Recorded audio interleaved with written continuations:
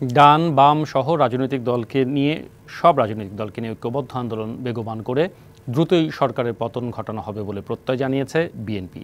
আর সমমনা দলগুলো বলছে লাখো মানুষকে নিয়ে আন্দোলনে নামলেই হবে না, লড়াই করতে হবে লড়াইয়ের মতো। এছাড়া নরেন্দ্র মোদী জোট নির্ভর সরকার গঠন করে দিল্লি বাংলাদেশের উপর আগের মতো খবরদারি করতে পারবে না বলেও মনে করছেন তারা। ঢাকা রিপোর্টার্স ইউনিটিতে বিপ্লবী ওয়ার্কার্স পার্টির 20তম প্রতিষ্ঠাবার্ষিকী উপলক্ষে আয়োজিত আলোচনায় যোগ দেন বিএনপি ও সমমনা দলগুলো।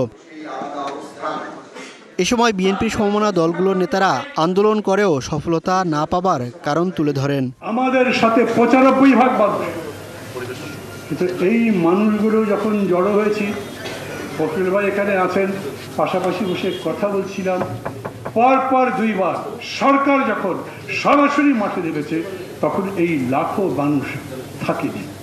আলোচনা হচ্ছে সংগ্রামটা আমরা করতে নামছে কিনা এবং সংগ্রাম করার জন্য জনগণের বিভিন্ন অংশকে উদ্বুদ্ধ করতে পারছি। সেই জায়গাটা যদি তৈরি হয়, সংগ্রাম নতুন পথ তৈরি করে দেবে। মোদী জোট সরকার গঠন করায় ভারত বাংলাদেশের উপর আগের মতো খবরদারি করতে পারবে না দাবি তাদের।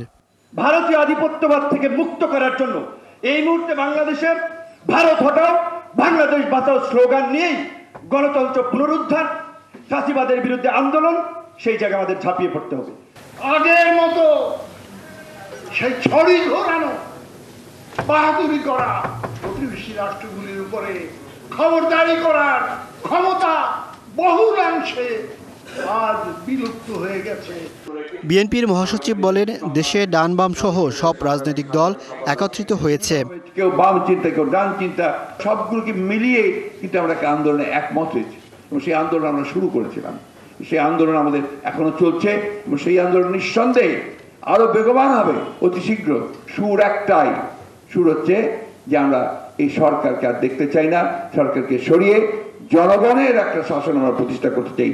ঐক্য বিনষ্ট হয় এমন কোনো কথা না বলার জন্য সমমনা দলগুলোর প্রতি আহ্বান জানান বিএনপির মহাসচিব। এই আন্দোলনকে আমাদেরকে আরো শক্তিশালী করে। Mohaiminul Khan Apu, DBC news, Dhaka.